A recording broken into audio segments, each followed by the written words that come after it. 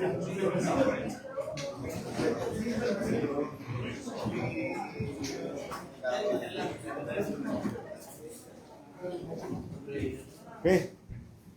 Good morning. May I ask the Vice Mayor to lead us to prayer?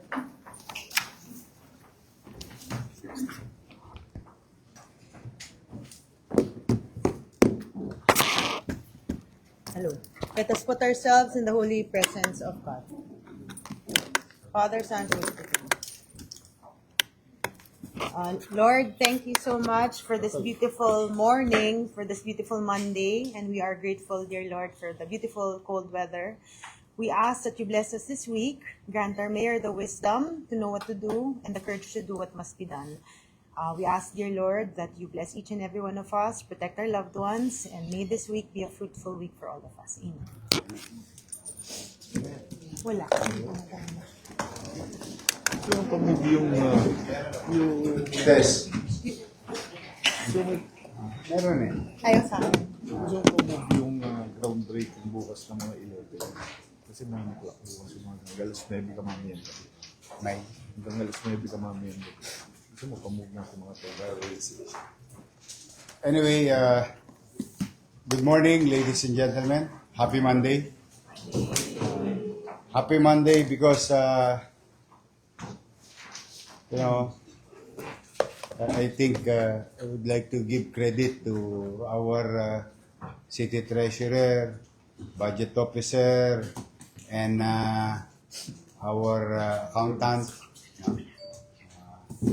for moving heaven and earth with regard to the ongoing and current challenges of PLM. And I was informed a few weeks ago by PLM President and the Chairman that they're really having a very bad year.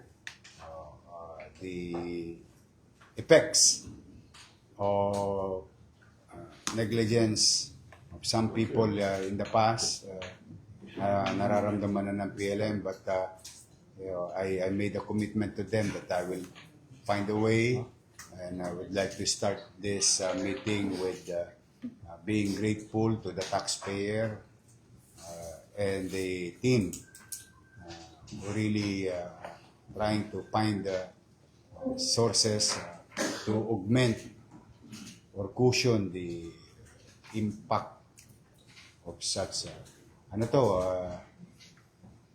it's gonna be a calamity for educational institution, premier educational institution, tertiary education of the city of Manila, who became the North Star of the country for local government unit to copy such idea of the city of Manila. Tapos akalain mo maliligwak.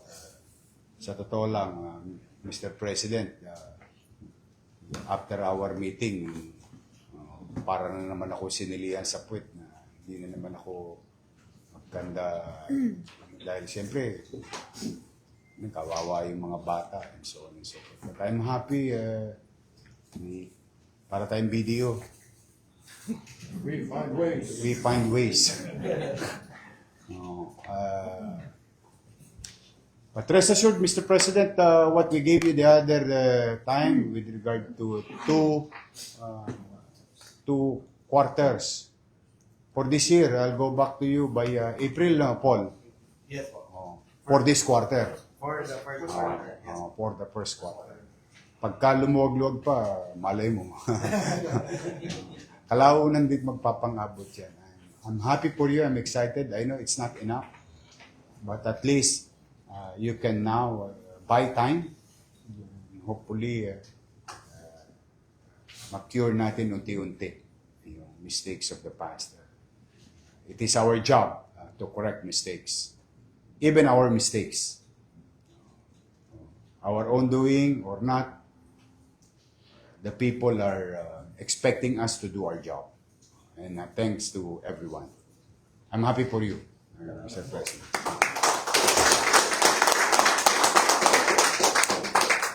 With that, I would like to inform also you and the general public, masyado akong na-overwhelm sa respond ng taxpayer. Nagulat ako. Overwhelmed in a positive way.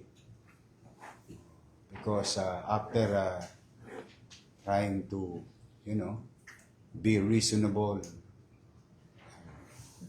explain, and share responsibilities to our taxpayer, they responded overwhelmingly in a positive way. And I would like to give the floor to our business permit chief, Director Levy, to share the good news to everyone here. Good morning, everyone. Good morning, Mayor, Harris. Good morning po. As of last night po, we are happy to announce that we have processed 45,261 business permit renewals. And out of that, there are 37,484 who have already paid their business tax. That's about 82%. Yes, almost 83% po, Mayor. And they still have about 15 days. Yes. 15 days to... And comparing it to last year's Mayor, we have more process accounts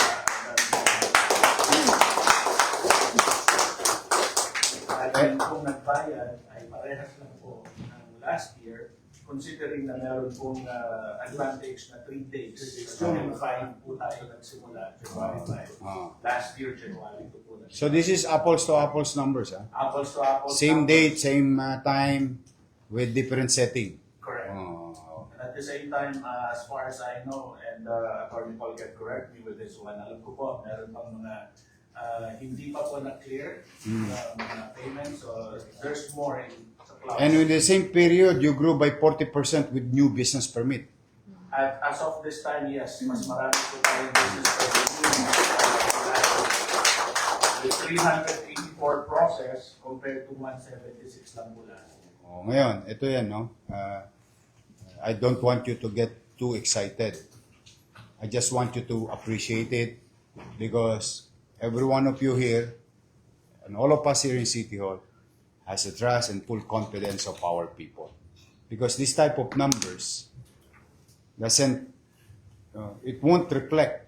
You cannot lie with numbers, you cannot lie with data.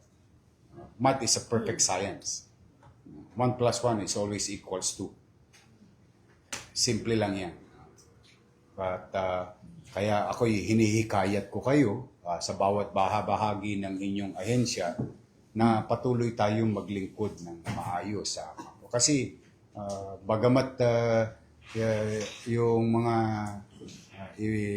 politiko pinapako tayo sa krus, but yung taong bayan, we continue to enjoy their trust and confidence to the administration. And the return should be is whatever we are doing for the past 6 months, if we can pump or prime up or double up, if ever, or continue at the very least.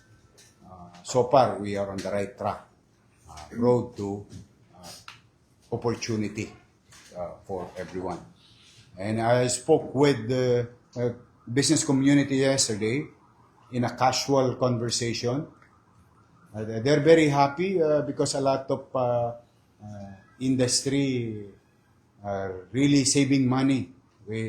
Akala mo mataas na yung yung mga fees but it turned out to be saving for them because they need not to go to private sectors. Mas nakatipid sila sa atin. So kaya tingin ko umaasa ang tao na yung commitment natin sa kanila na ang Maynila at the very least, lumaman, ito'y maging maaliwalas at panatag ang pamumuhay at paghahanap buhay sa lungsod.